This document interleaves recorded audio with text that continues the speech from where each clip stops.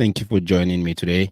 I really, really appreciate it. So today we're going to be talking about NNPC and just the menace that is also known as NNPC.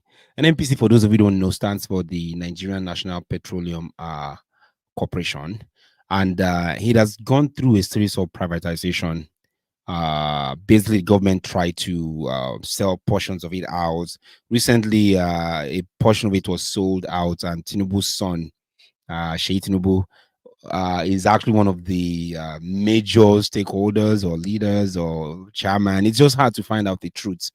And then Oando, that's another oil companies that is claimed to have shares of NNPC. So the reason why NNPC is particularly important is because it's the flagship of Nigerian Petroleum Corporation. So every country has one thing that they are good for. For us, it's oil. Nigeria is a country that has lots of oil. We get oil, boku. Everywhere there's oil. And this is very common if you go to like the southern part of Nigeria. If you go places like Warri, Port Harcourt in Rivers State, Ebonyi State, Bayelsa, all those places are littered with oil, such that there are different businesses that are being developed by other men, like they are running their own oil, like their own local oil operations. So Nigeria has a lot of oil, but everything in a way was given over to an NNPC to manage. And NNPC that is supposed to be the custodian of this, as many other things that are Nigerian, has failed. So they just came out and said they are owing $6.8 billion. $6.8 billion. So this is a company that came out about a month ago and said they are running in profits. So the kind mumunes and the kind fraud and the kind lie where those guys they tell, like, I don't even understand it. So take example, many things owned by Nigeria. One of them I can think of is Nitel. I don't know if you guys are old enough to remember Nitel, whereby when telephone came to Nigeria, Nitel used to have a SIM card. Basically, you go to all these telephone booths and then you can make a call. So the SIM card is like a credit card to a bank card, ATM card, but then you load it with units.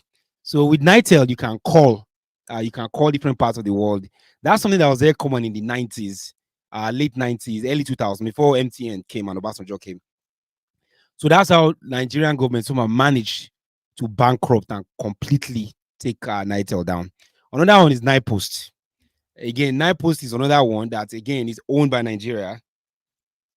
Smith's trying to call me here. And NiPost is another one owned by Nigeria. And as you can see, NiPost has also been bankrupt. And they are not doing very well. In fact, with the advent of email and telecommunications, most people don't even use email again. So it's almost like everything the Nigerian government touch, everything that they hold, Nitel, NiPost, even NNPC has failed.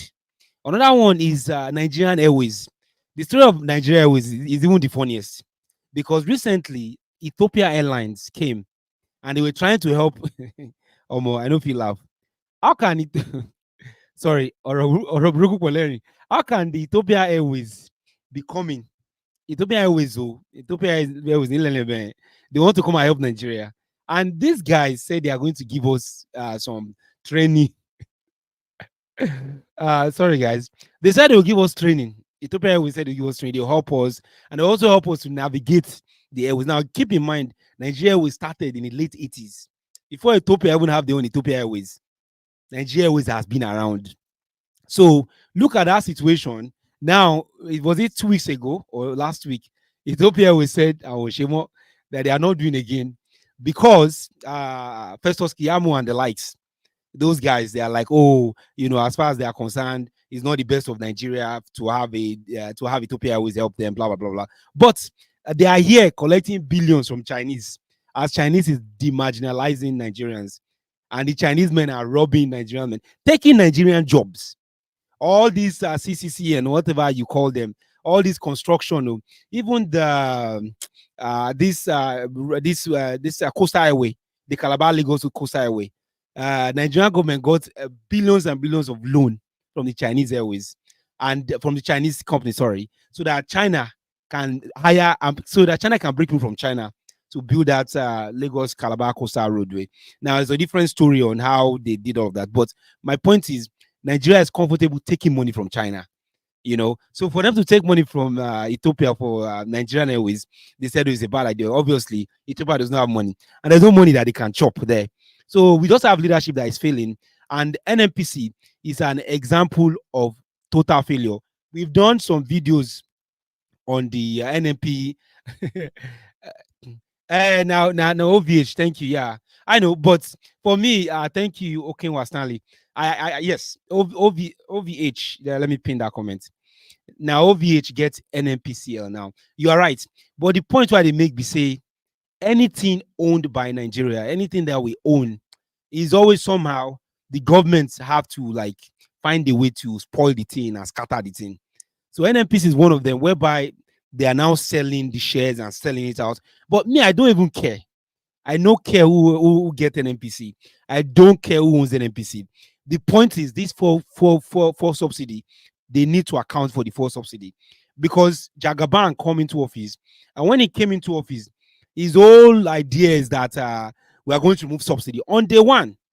On day one, you move fuel subsidy.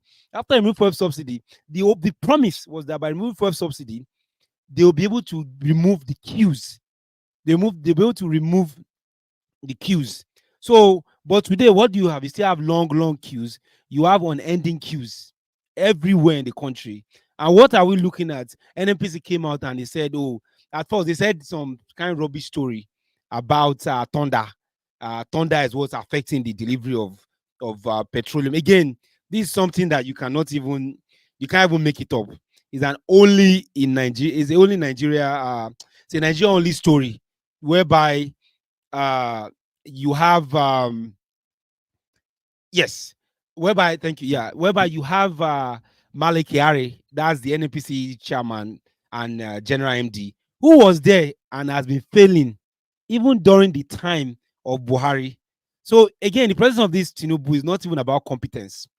You see a guy that has failed during Buhari, but because of the big boy chronism and friend get friend, blah blah blah blah blah blah blah. Almost Sitoji, you're back. Thank you so much, man. Make you DM me.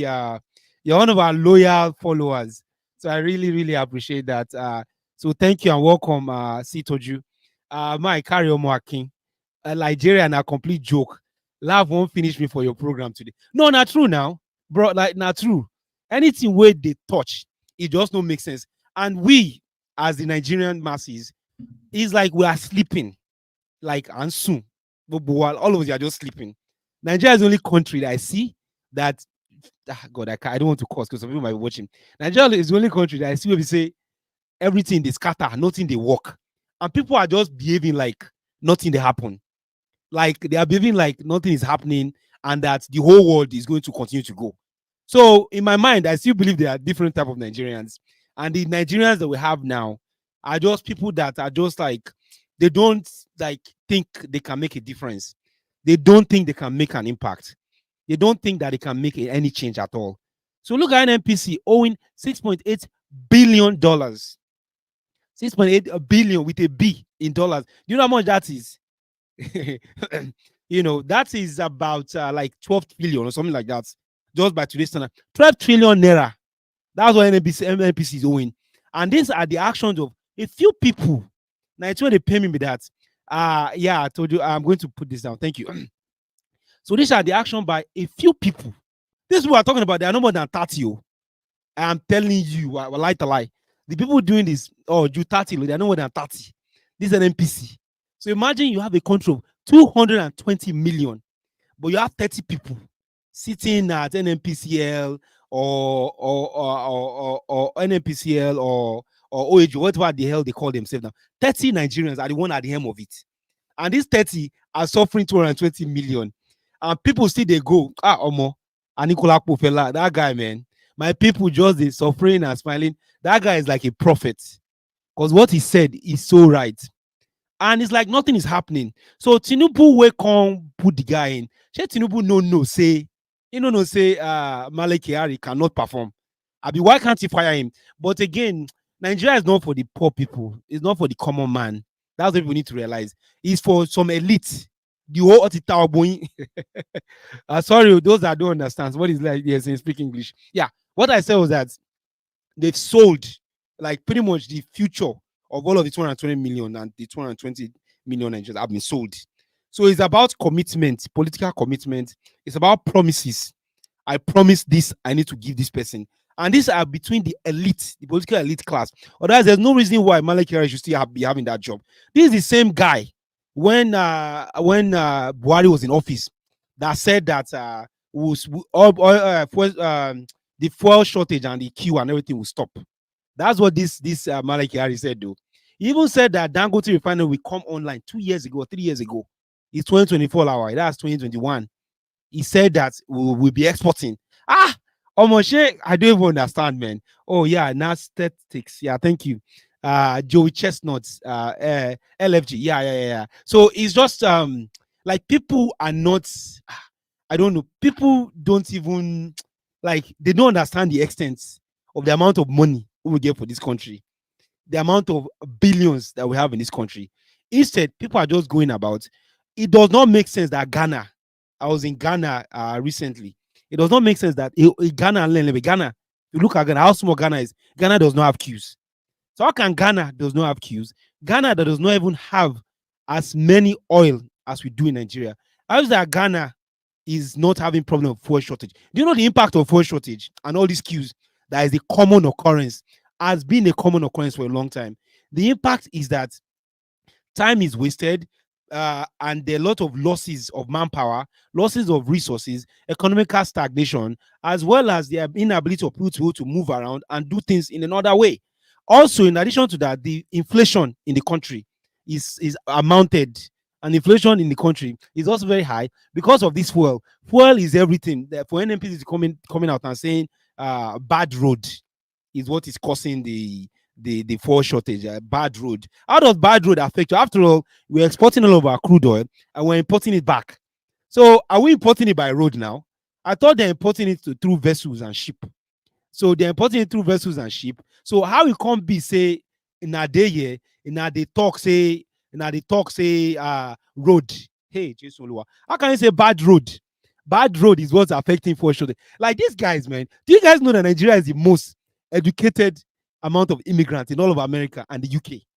We have one of the most smartest people in all of the world. If you go to a place like US, go to UK, go to Canada, and go to Japan. So not much to talk of Nigerians at home. We're extremely gifted and talented. So for this idiot in power to come and be telling us this just telling us rubbish as if we don't have sense or we don't know what to do or we don't know what's going on. So yeah, Tajuddin Asifu, thank you so much. Not only test as stated, nearly everyone who works with our public enterprise are stealing, though there are some heads like you rightly stated. Tajuddin, no, thank you for your comments. I agree with you. I think what you are saying makes sense. But what I want you to understand that even though everybody is still in the public enterprise, by public enterprise, I think you mean by government. In government, everybody's stealing, yes. And but even they say the fish spoil from the head. There are few key people. If you look at the structure of NNPC, which again I didn't plan on going into detail on this, but if you look at the structure and you look at the organizational structure, or as some people call it, org structure, you have the MD, the CEO, and the VP, and the different divisional head. They are not more than 30. They are no more than 30, and those guys are the one making decisions. So think of NNPC like a company, because right now it's NNPC Limited at OHV are bought, which again is a shame. But that's another topic for another day. But there are just about 30 people that they are the ones that are making decisions. So if you are there and you're making a decision and the decision fail, let's say you're involved with logistic and your logistic is not logisticing, for example, why should you keep that job? Why should you be there? After all, NNPC is now NNPC Limited and is now owned by OHV. Why are they not sacking people? Why are they not firing people? Is it because of nepotism? Is it because of the loyalty or the corruption? So I just recently renewed my Nigerian passport. I renewed my Nigerian passport. And when you go and renew your Nigerian passport, something very interesting happened. This is, I won't mention where it was, but it's in Nigeria, I won't mention where it was. I don't want people to say, Lagos office or Abuja office or Kaduna office or Port Harcourt office. So I won't mention the office. But everywhere you go, there are signs everywhere that say no to corruption, say no to bribe. They are just trying to say we are upright. and we are ethically standing, blah blah blah. But me as a person of integrity, it took me about 6 weeks, 6 weeks to get my passport. And I know there are people at the Nigerian Immigration Service that are getting arrangement and runs. People are getting passports in 2 or 3 days. I'm not making this up. So people in less than a week, they have express, they are getting passports. So why should I, a Nigerian, be spending 6 weeks to get my passport? Why? Because I did not pay 120,000 or 150,000 naira. Speaking of that, they are increasing the passport fees. Thank God say I don't get my passport. But point I'm making is, like you said, Tajuddin, like not everyone in the public enterprise, they are stealing through one way or another. Now chop I chop. Look, like everybody's looking at how to eat, how to chop. And do you blame them? But these guys, like the whole country, I feel like the whole country, they should just like everybody, like the whole government, everybody should just like calm down and they should just like retire everybody.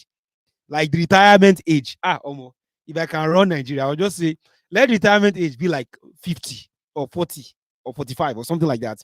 Reason why I say that is that so you can retire all these guys. Like there's so much corruption at every level. All those people that have risen to the Oga, all those Oga, and director. Because Malik Yar is not the one running NNPC by himself. There are many divisional heads that are in charge. There are different arms, there are different divisions of NNPC that make NNPC. So, in as much as he's the head, and I want to put blame on him, I also think that the other departments and division head that could be fired. So, there are things like inadequate refining.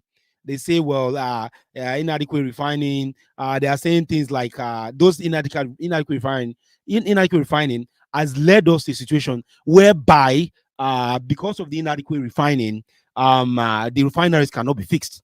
So we have 4 refineries in Nigeria. 4, like we have 4 refineries in Nigeria, and all 4 refineries, unfortunately, they've not been able to fix them. They've been trying to fix this since the military era. So let me tell you, like, what's so hard inside fixing refinery? What is so difficult in fixing refinery? Like, what's so difficult? But the problem, as many have pointed, is that a lot of these politicians, a lot of the powers that be, they have refineries abroad. So if I have a refinery in Malta, if I have a refinery in Senegal, why do I want to be interested in refinery in Port Harcourt? Why am I interested in refinery in Warri? Why am I interested in the refinery in Kaduna if I know that I have a refinery in Malta that I'm going to get money from? And also, the way these oil contracts work is they are not a 30-day contract, because energy. Sometimes you can buy energy for like 3 years in advance. Sometimes you can buy it for 2 years in advance. Sometimes you can buy a year in advance, 6 months, 9 months. So they sell them by blocks. So I know people are saying Dangote is here to help us. Dangote is going to fix Nigeria. And I'm just saying that Dangote is a pure businessman. He's in it for his business. No matter whatever you say, you can see what he did to the cement industry. You can see what he did to other industry that he touched. So he's also trying to monopolize. He's trying to monopolize the oil and gas sector. So all of you, all of now we did they would say Dangote is going to fix Nigeria problem. Like, I don't even know what to tell you. Like, you are kidding. You are really kidding. Because Dangote has investors. And as an investor, you need to give a return. That return means if I invest 1 naira, I must get 10 naira, 10 kobo back, or 5 kobo. And that return, that money must be complete, whether you like it or not. So most of you that are there, that are saying that, Dangote, Kini, Dangote is going to fix Nigeria. Forget all that. In fact, NNPC recently said they are not buying 20% stake anymore. They promised him that they are going to have 20% share. So recently, like, no, we can't do it. We're not doing it again. And Dangote himself has promised to walk away from it. He decided, you know what, I'm not doing this anymore. At one point, he decided to walk away. So if you look at the news now, every TV station from channels to Arise to AIT, everybody's saying, oh, Dangote is the Messiah. Dangote is going to fix Nigeria's problem. I want you to know that unless Nigeria fix its problem, all those are 4 refineries, they need to be fixed, or we have to build our own refinery that belongs to the people, the refinery that belongs to Nigerians. So if we are not able to do that, Dangote is not the permanent solution, because Dangote is also a businessman who is doing favoritism. And again, in developed countries or in other worlds, they will not appoint one person, or they will not anoint one person as the one who is the one. They will not anoint one person that will be the one to fix the problem of Nigeria. So yeah, Okay, well, Stanley, thank you for your comment. He said convert to CNG. CNG is natural gas, but I don't agree with you, Stanley.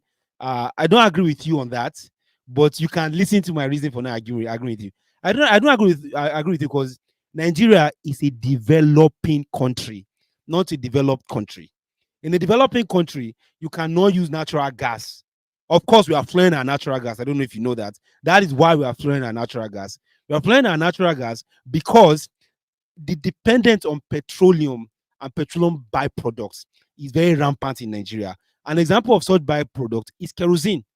There are millions of Nigerians in the village, in rural part of Nigeria that depend on kerosene to cook. So when you say natural gas, we should go to natural gas. I have a problem with that because Nigeria is not a developed country. In other places, natural gas is actually piped underground. So let's say you are going from Obomosho to Warri. There's a pipe underground that transports natural gas. So that infrastructure is being designed and placed so that natural gas can work. But in Nigeria, we cannot even we can't pipe a sewer, sewer like toilets, sewer. We cannot we know we pipe shit because other developed countries, the sewer is not in they have shalanga, what do you call it? Septic tank. Septic tank. So most houses built in Nigeria today use septic tank. So how can you say that we should use natural gas? How are you going to transport it from point A to point B? Transition is a big one. We can't transport natural gas. Apart from transporting natural gas, you also notice that the boiling point of natural gas is not the same as petroleum. So it's a whole different process, number one. Number two, well, apart from transition, number three is the fact that a lot of our transportation, like that's vehicular transition from point A to point B. All the cars, I don't know if you guys remember when Obasanjo came, he banned cars from like 10 years old or so. And since then, they've been doing it. So most cars in Nigeria are all petrol. Very few are diesel, the larger cars and trucks. But I want to guess, so this is my guess. So I'm guessing probably like maybe 90% of the cars on the road in Nigeria is probably petrol. Then maybe 10% might be diesel. Okay, so you have transition. That's a big one. Another one you need to consider is generator. I pass my neighbor. So in Nigeria, some generators that I pass my neighbor. It's just become a common thing whereby a lot of politicians have invested in the generator business. A lot of big men, the elite, they've invested in the generator business. So you cannot tell somebody that has a plant in China that are making generator and shipping 30,000 generators to Nigeria every week. You cannot come and tell that man we should switch to natural gas. I don't know if you like this guy or not, but Sanusi Lamido, he gave a speech at the parliament in the British parliament because I think he went to UK to do his honorary degree or whatever when he was exiled as the emir of Kano, I think, yeah, or Kaduna. I don't remember one of those two. But he gave a speech, and the speech was titled something about the cost of vested interest. And he complained. This was when he said that 50 billion or 20 billion was missing. He said 50 or 20 billion was missing and it disappeared all of a sudden. Which happens. It happens. It happens a lot, believe me. If you look at this same NNPC we are talking about, the numbers they are reporting, they keep shifting. The numbers are changing. It's like they don't even have the house in order at all. So what Sanusi Lamido was saying then was that there are a lot of vested interest, and those vested interests makes it impossible for Nigeria to work. It makes it impossible for Nigeria to work because these vested interests are the ones controlling everything, and they are getting richer and richer, and they like the way things are. That's the annoying part that most people don't understand. Because if you do mistake, if you never japa, make you just japa, enter Ghana. Never even go Ghana, go like go maybe Nairobi or Botswana, Zambia, or go to South Africa. Don't even leave Africa.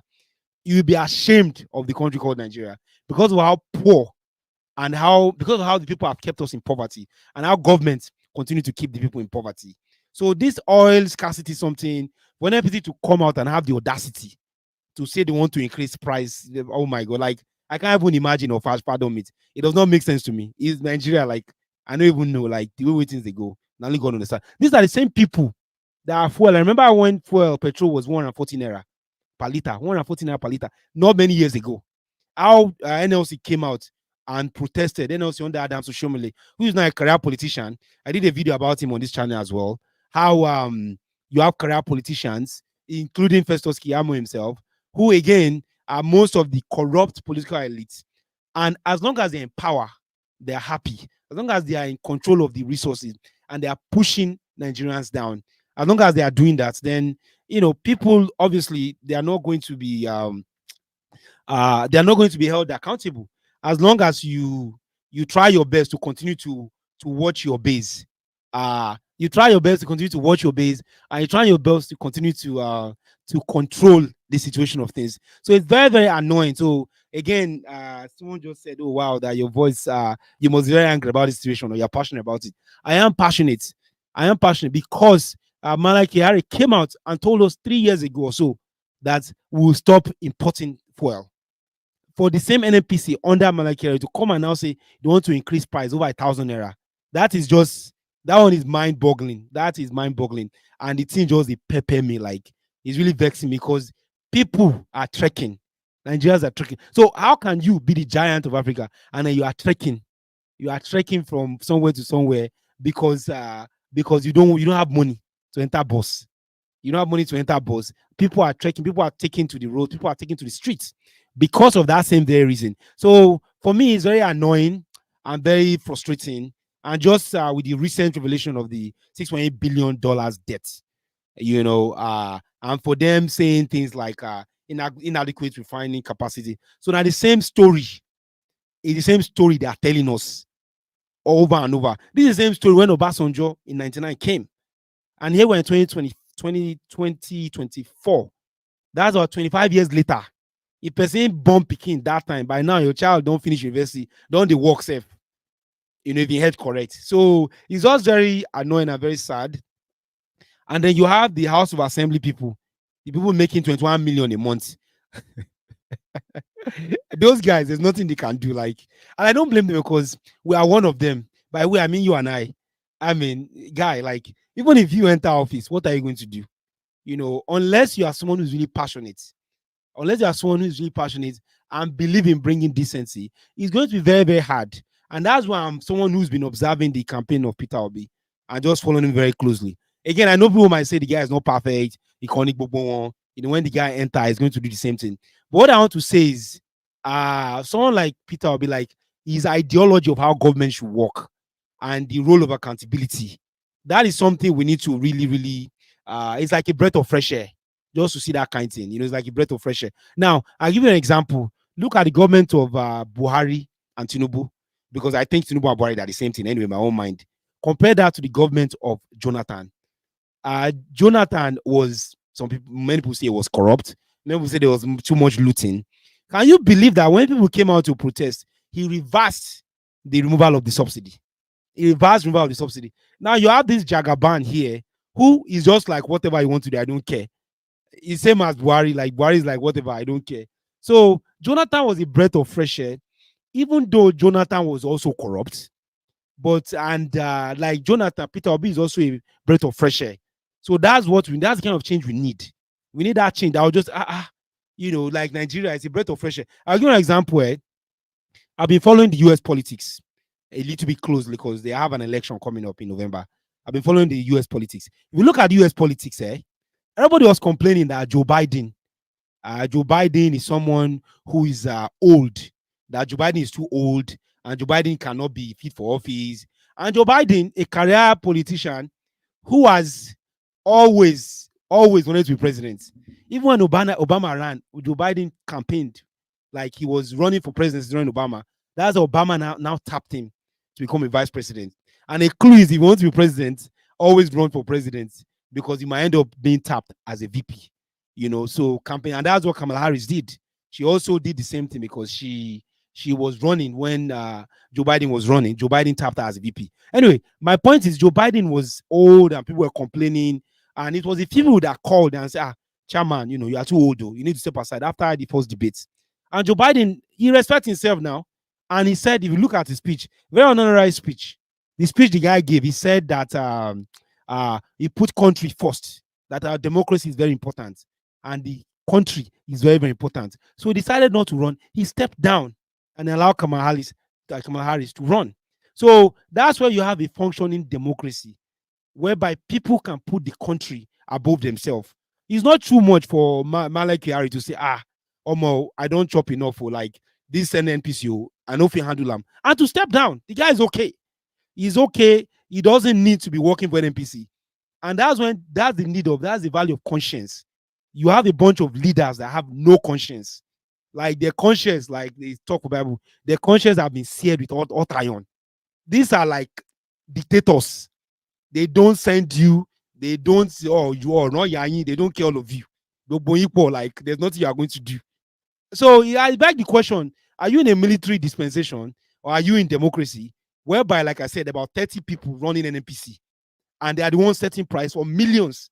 As the millions continue to look in ignorance, and like Fela said again, my people just suffering and smiling. So it's a very sad and lost case. How just one man in the person of Dangote can build a refinery, but the whole Federal Republic of Nigeria cannot build refinery that have failed in more than 30 years. It is a shame, and our leaders should be ashamed of themselves. They should be ashamed of themselves because it's unacceptable. And the youth of Nigerians have to rise. The youth have to rise and say, guys, this don't make sense, because the Nigeria that you want is a Nigeria that you have to fight for.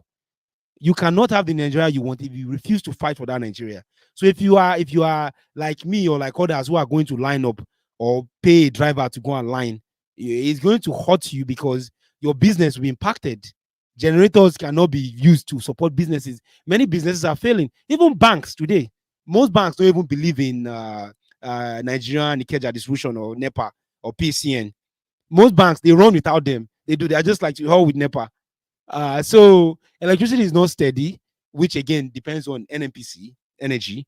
And then you have NNPC itself, who, as a matter of fact, NNPC has been sold to OVH, and in OVH, some shares are owned by Tinubu's son, nepotism. Like people are just looking away, like it's like a family business.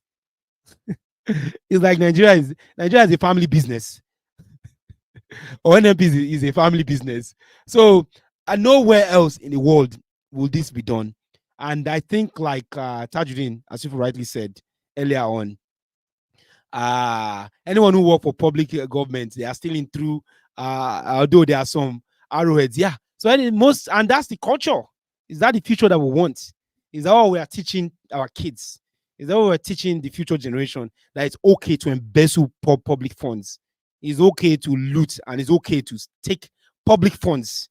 There's another video we did again on this channel talking about how EFCC. Okay. Again, this is an only Nigerian story. You have EFCC that's supposed to be catching criminals and collect money. When EFCC collect the money that EFCC collects, people in EFCC are also looting it. Nigeria matter. So I think the NNPC story is something that is really, really painful, because the subsidy removal did absolutely nothing. We're even told recently that subsidy was still being paid, but they just changed the name of the subsidy to something else.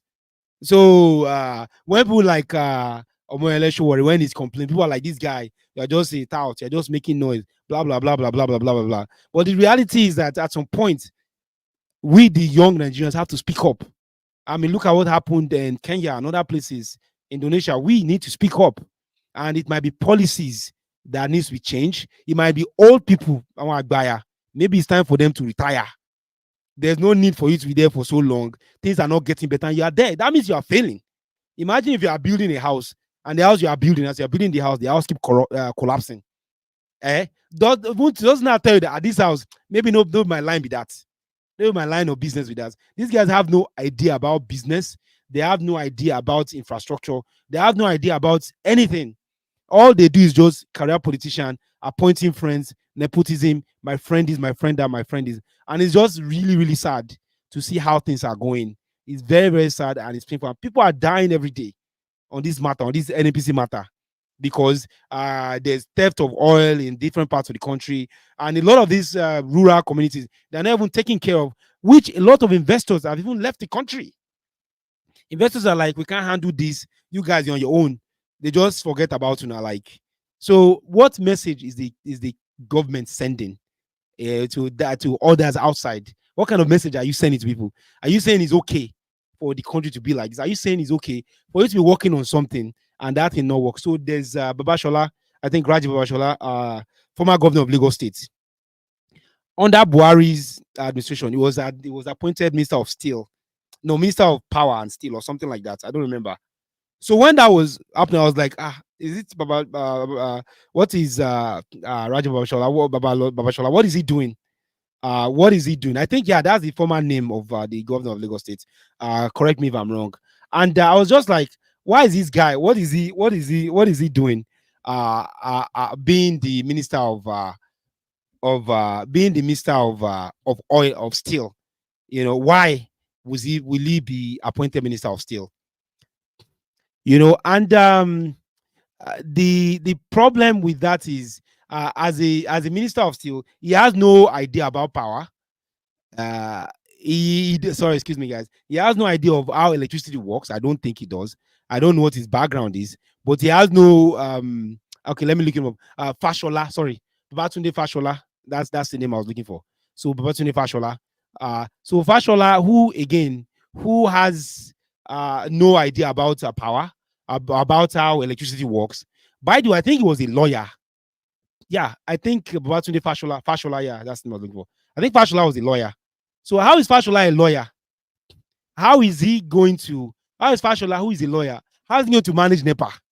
When you have people that are electrical engineers, people that are civil engineers, that are capable to run NEPA, or people that are business administrators, instead they are appointing Fashola to be Minister of Steel, again, because of what he did. So it's a matter of, yeah, Juju, you are watching from the USA, yes.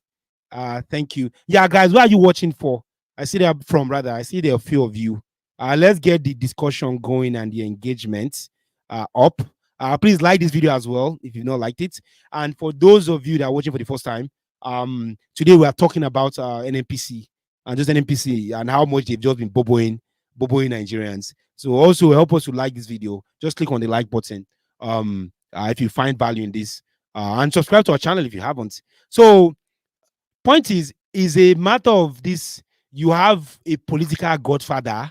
If you have that political godfather, you have to try and, please that political godfather. If you can please your political godfather, and if you can somewhat do his bidding, if that political godfather get appointed, you get something. Case in point is Wike, who again recently is saying some nonsense about he's going to put fire in PDP in Rivers State or whatever. So again, these are just like gangsters ruling Nigerians, gangsters and thugs that are ruling Nigeria. And these gangsters are thugs. We, the people, have allowed them to do whatever they want. So you have this political godfather who you are basically serving, and you are following that godfather. When that godfather, if it's better for that godfather, it will be better for you. So case in point is the case of Fashola I was talking about, who again was in charge of Minister of Steel and the privatizing NEPA or whatever. And this is someone who is a lawyer by career. And there are people who are more competent and more capable. Why can't they apply for the job? How about give me your CV, submit your resume. You want to be an NPC chairman, submit your resume. Not based on recommendation from Buhari and your failed policies, Malaki. Not based on that, but based on your resume, based on your results. And again, that's what I like about Peter Obi. He's a guy who does things based on results. What results do you have? What results do you have to show? And what results can you put forth? So I think for me, that's something that will continue to plague us, unfortunately. And this NNPC whole matter is something that, I'm a little bit very angry about it. Because I remember, growing up, how petrol was like 14 naira or 15 naira. And Nigeria, we had so much oil. Our refineries were good, and today is not a case whereby everybody's looking to make money for NNPC by having refineries. I know of some people that they are selling blocks, oil blocks. It's reported in the media. It was reported a while ago. You can do your own research. Even if you have enough money, you can buy oil blocks so they can, the raw material that they export. It's become a market for a very few people at the expense of the millions of people. So Instead, we have the senators that are supposed to be legislative arms and hold the government accountable. These senators, what are they doing? They are there. They are collecting 21 million a month, minus all the extra pana they get to. So I think this is something that not only God will save us, as they say in Nigeria, since the Nigerian masses have just resolved that we are not going to do anything. And look at the end bad government and the protest have concluded. The government was there, like sending like counter protesters and was paying people. This Nigeria man, how can the government be paying people to go and be staging and saying, they're against protests? And a couple of days after the end bad government, government's protest, what you realize that some people came out and were patrolling for Tinubu and were like, oh, Tinubu our man, oh, Tinubu our man. Like, it's just people are hungry and the stomach infrastructure has taken over. Juju, small band of thieves are holding Nigerians hostage. Worst is all the funds generated are stashed abroad, helping the West even grow richer. Well, thank you so much, Juju. So there are two things you said here, right? Is a small band of thieves. Yes, it's a small band of thieves. I agree with you on that. The second thing you also said is they're helping the West grow richer. So again, you are on the money, pun intended there. You're on the money because if you go and put money like $40 billion or $40 million, if you put it into a bank in Canada or a Swiss bank or Germany, wherever, those guys, that money, they are going to borrow that money. The money you go and park there, when you park that money there, they will take that money and invest in their own economy. They will loan that money out at a higher interest, creating jobs, creating and boosting businesses abroad, while your money that you could have put in your own Nigeria to help your common Nigeria to be better, you did not put the money there. You put the money in Swiss bank or wherever. And what's going on instead is that banks today, you go bank and go borrow money. I dare you to go to a Nigerian bank. I don't know, UBA, Zenith Bank, GTB, Sterling Bank, Access Bank. Try now, try that, and see you have a business idea. Or say you they sell akara and you want borrow money. They are going to slap you like 25 to 30% at minimum. Others in other cases, up to 40% interest. 40% interest. And that is minus the collateral you're going to bring, minus the building you need to have a C of O for, as hard as that is to get, minus all the collateral and all the shorty. And then your last name. Are you Igbo? Are you Hausa? Are you Yoruba? If you're an Hausa man, maybe you not get that money. If the person is a Igbo man. If you're an Igbo man, you might not get it. If the person is a Yoruba man. So you have to go through this much hurdles to even borrow money, to invest in your bank, to invest in your business, because of how high interest rates are.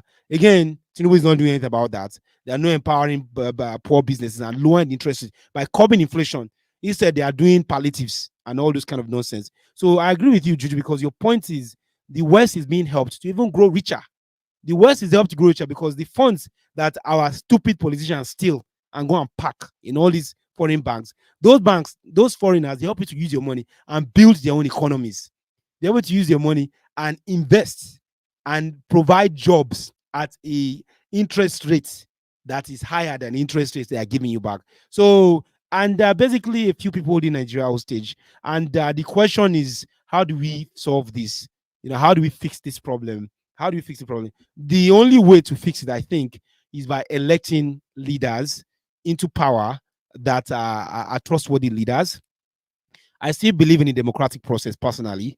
I think that Tinubu's strategy to win, although some people will disagree with me, and I want to know your disagreement. Tinubu's strategy was to empower a lot of the northern governors while he was a political godfather, and he covered the north. And then he also had people like Wike, which defected. So it's like when you are playing football, and then you say the referee is partial. You can say the referee is partial, but also you can have a very, very good team on board. You can have a very, very good team on board. I don't want to say INEC, IREV, IBV, IBAS, or whatever. The INEC verification and all that. IREV, I don't want to blame that because that's like making excuses. No matter, if you prepare with a very good team, you're always going to win, even though you have an unfair umpire.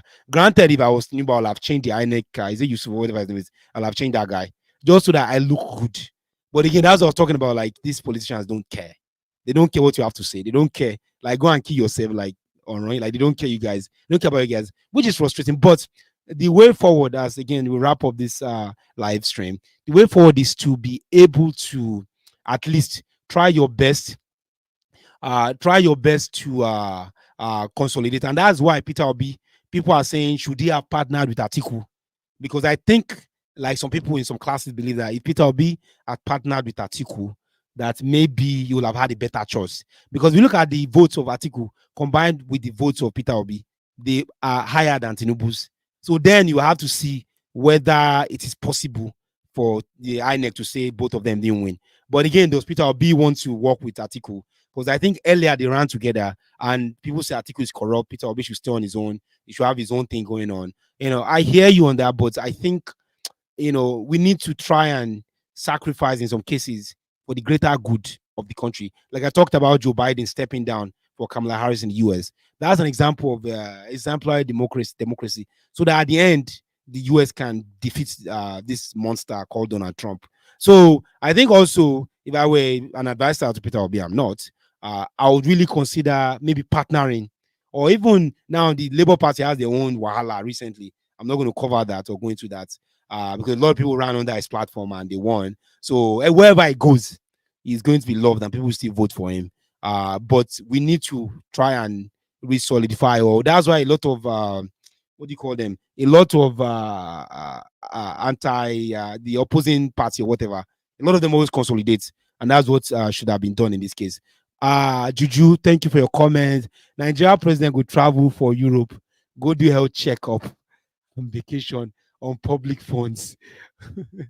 That one, Juju, I think that one, now the House of Representatives and the senators that should be held accountable for that.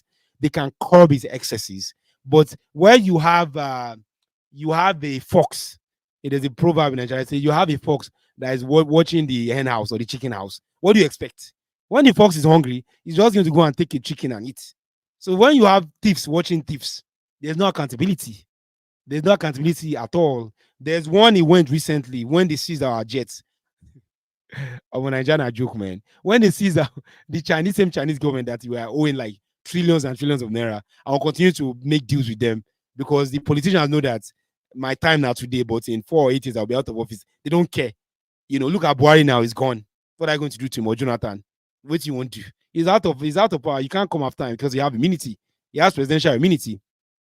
So he used one of the jets one of the jets that he recovered.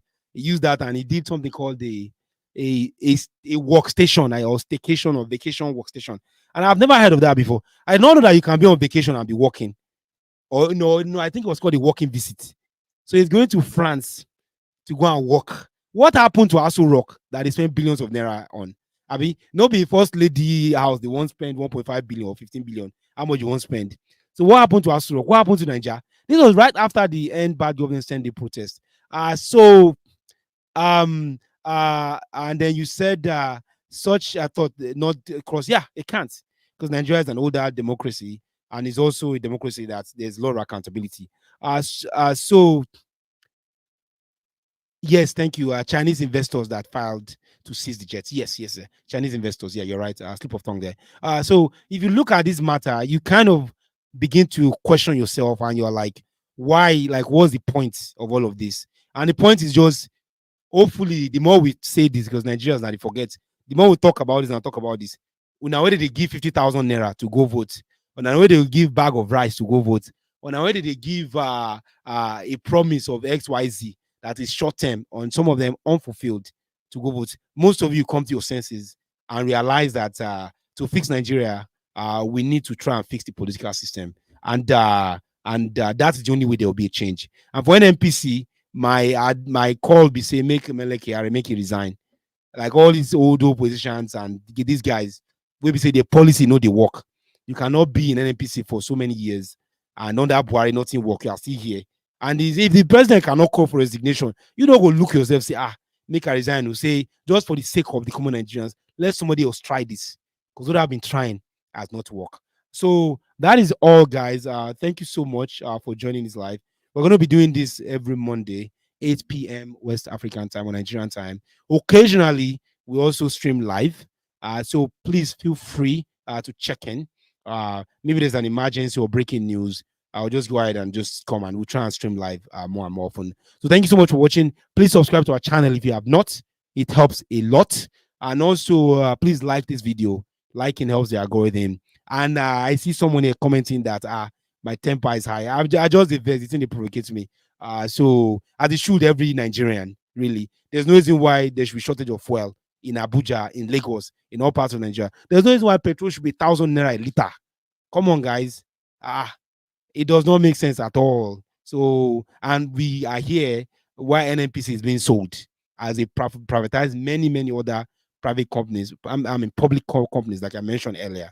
So that's all I have. Thank you guys for watching. I remain Mike, and thanks for following us and subscribing to all of our channels on all platforms at Batterbox. Thank you guys. We'll catch you on the next one, and Nigeria Baje.